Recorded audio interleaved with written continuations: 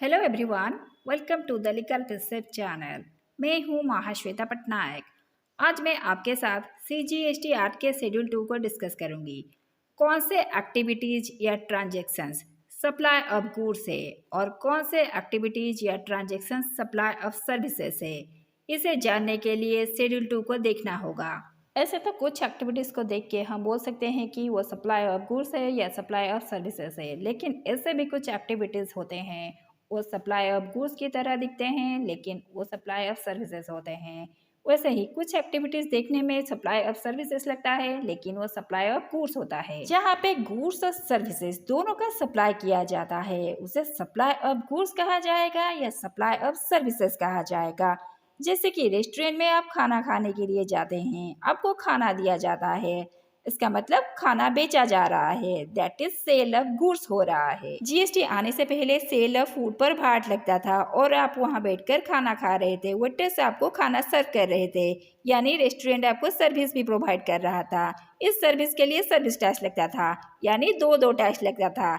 GST आने के बाद ये दोनों सप्लाई को मिलकर एक नाम दे दिया गया, that is composite supply. Restaurant हमें जो प्रोवाइड करता है उसे GST में सप्लाई ऑफ सर्विसेज कहा जाता है। ये बात शेड्यूल 2 में लिखा गया है। शेड्यूल 2 को डिस्कस करने से पहले अगर अभी तक आपने इस चैनल को सब्सक्राइब नहीं किया है तो सब्सक्राइब बटन को प्रेस करके चैनल को सब्सक्राइब कीजिए, क्योंकि इससे ज़्यादा से ज़्यादा वीडियोस बनाने की मोटिवेशन मुझे मिलती है। और बेल आइकन को प्रेस कीजिए ताकि हर वीडियोस के नोटिफिकेशन आपको मिल सके।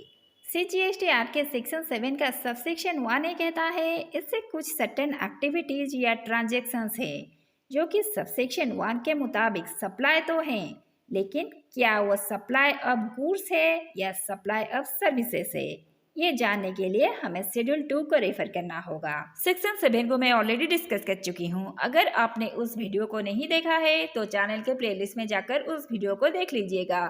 अब शेड्यूल 2 को चलिए डिस्कस करते हैं। इसमें टोटल 6 पारास हैं। आज मैं आपके साथ 3 पारास को डिस्कस करूंगी और बाकी 3 पारास को नेक्स्ट वीडियो में डिस्कस करूंगी। अब चलिए शेड्यूल 2 को डिस्कस करते हैं। शेड्यूल 2 कहता है एक्टिविटीज और transactions to be treated as supply of goods और सप्लाई ऑफ सर्विसेज। कौन से एक्टिविटीज या ट्रांजेक्शंस को सप्लाई ऑफ गुड्स माना जाएगा और कौन से एक्टिविटीज या ट्रांजेक्शंस को सप्लाई ऑफ सर्विसेज माना जाएगा, चलिए डिस्कस करते हैं। पारा 1 ट्रांसफर ऑफ गुड्स के ऊपर है। कौन से केस में सप्लाई ऑफ गुड्स कहा जाएगा और कौन से केस में सप्लाई ऑफ सर्विसेज कहा जाएगा।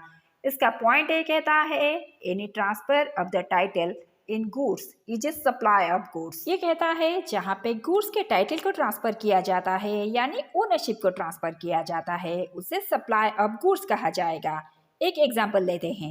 आप एक्स के दुकान पे जाके लैपटॉप खरीदते हैं। यहाँ पे एक्स ने जो आपको लैपटॉप बेचा उसे सप्लाई ऑफ गुड्स कहा जाएगा।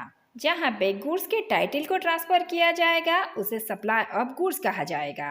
पारा 1 का पॉइंट बी कहता है any transfer of right in goods और of undivided share in goods without the transfer of title thereof is a supply of services. ये कहता है जहाँ पे गुड्स के राइट को ट्रांसफर किया जाता है या किसी गुड्स में 2 या 3 लोगों का शेयर है उसे ट्रांसफर किया जाता है, सिर्फ राइट को ट्रांसफर किया जाता है, टाइटल नहीं, यानी ओनरशिप ट्रांसफर नहीं किया जाता है, तो इसे सप्लाई ऑफ सर्विसेज कहा जाएगा। पिछले एग्जाम्पल को लेते हैं। सपोज एक्स लैपटॉप किराए पे देता है। अपने काम के लिए आपने कुछ पैसा देकर उस लैपटॉप को कुछ दिन के लिए किराए पे लाते हैं। यहाँ पे एक्स ने अपने लैपटॉप का टाइटल को ट्रांसफर नहीं किया, उसने सिर्फ अपने राइट को ट्रांसफर किया, यानी इसके वजह से आप उस लैपटॉप को कुछ दिनों के लिए इस्तेमाल कर सकते हैं। ये जो राइट को उसने ट्रांसफर किया इसे सप्लाई ऑफ सर्विसेज कहा जाएगा। अब पॉइंट सी को चलते हैं। ये कहता है any transfer of title in goods under an agreement which stipulates that property in goods shall pass at a future date upon payment of full consideration as agreed is a supply of goods। ये कहता है goods के title transfer हो रहा है लेकिन agreement किया गया है कि जब फुल कंसिडरेशन मिल जाएगा तब जाकर गुड्स के टाइटल यानी ओनरशिप को ट्रांसफर किया जाएगा, इसे सप्लाई ऑफ गुड्स कहा जाएगा। जैसे कि हायर परचेज के केस में होता है। हायर परचेज के केस में क्या होता है, हम गुड्स को EMI पे लेते हैं, हम कुछ डाउन पेमेंट देते हैं, इसके बाद कुछ इंस्टॉलमेंट दे देते हैं। जब लास्ट इंस्टॉलमेंट दे देते हैं तब जाकर गुड्स के ओनरशिप हमें ट्रांसफ़र किया जाता है। शुरुआत में हो या बाद में हो, जब गुड्स के टाइटल को ट्रांसफर किया जाता है उसे सप्लाई ऑफ गुड्स कहा जाता है। अब पारा 2 को चलते हैं। ये लैंड और बिल्डिंग से रिलेट है। इसका पॉइंट एक कहता है any lease tenancy easement licence to occupy land is a supply of services. कहता है अगर लैंड को लीज टेनेंसी इजमेंट या लाइसेंस पे दिया जाता है तो उसे सप्लाई ऑफ सर्विसेज कहा जाएगा। इसका मतलब किसी भी जमीन को आप किराए पे देते हैं तो उसे सप्लाई ऑफ सर्विसेज कहा जाएगा। एक एग्जांपल लेते हैं। एक से अपने जमीन को 3 साल के लिए वाई को किराए पे देते हैं। इसके लिए वो हर महीने वाई से 5,000 रुपए लेते हैं। यहाँ पे कहा जाएगा कि एक्स ने वाई को जमीन इस्तेमाल करने के लिए दिया। यहाँ पे जमीन का टाइटल ट्रांसफर नहीं हुआ, सिर्फ राइट टू एंजॉय ट्रांसफर हुआ, इसीलिए इसे सप्लाई ऑफ सर्विसेज कहा जाएगा। यहाँ पे एक सवाल आ सकता है, अगर उस लैंड को बेचा जाएगा तो फिर क्या इसे सप्लाई ऑफ गुड्स कहा जाएगा? इसका जवाब है नहीं, क्योंकि लैंड एक इमूवेबल प्रॉपर्टी होता है। गुड्स का डेफिनेशन कहता है goods means every kind of movable property. तो लैंड गुड्स के डेफिनेशन में ही नहीं आता है तो फिर इसके सेल को सप्लाई ऑफ गुड्स कैसे कहा जाएगा?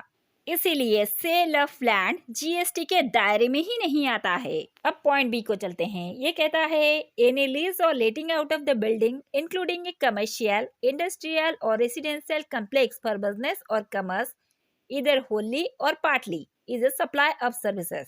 ये कहता है किसी बिल्डिंग को, चाहे वो कमर्शियल पर्पस के लिए या इंडस्ट्रियल पर्पस के लिए या रेसिडेंशियल कम्प्लेक्स को बिजनेस या कमर्शियल पर्पस के लिए पूरी तरह से किराए पे दे दिया हो या पार्टली दिया हो तो इसे सप्लाई ऑफ सर्विसेज कहा जाएगा। एक एग्जांपल लेते हैं। सपोज आपने अपने बिल्डिंग के कुछ हिस्से को बिजनेस के लिए किराए पे देते हैं तो इसे सप्लाई ऑफ सर्विसेज कहा जाएगा। अब एक सवाल आ सकता है कि बिल्डिंग को जब बेचा जाता है तो क्या उसे सप्लाई ऑफ गुड्स कहा जाएगा?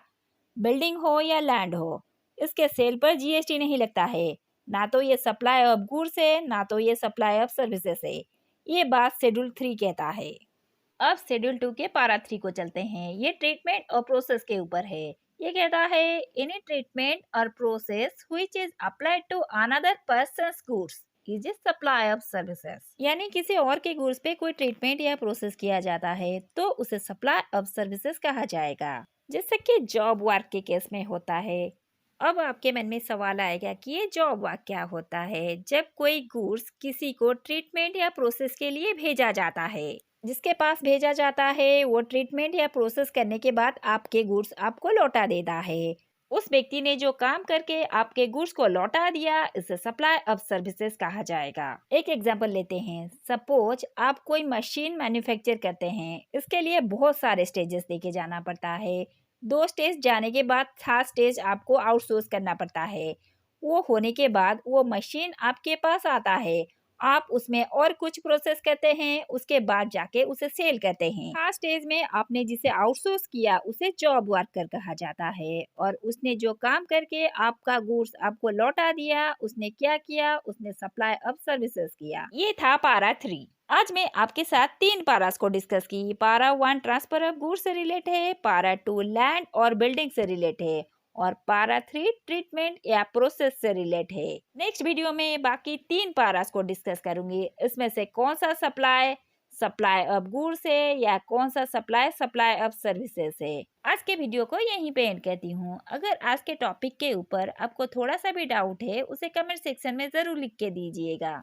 अगर आपको ये वीडियो थोड़ा सा भी इंफॉर्मेटिव लगे तो प्लीज लाइक, शेयर और सब्सक्राइब कीजिए। नेक्स्ट वीडियो बहुत ही जल्द लेके आऊंगी। तब तक के लिए गुड बाय फ्रेंड्स।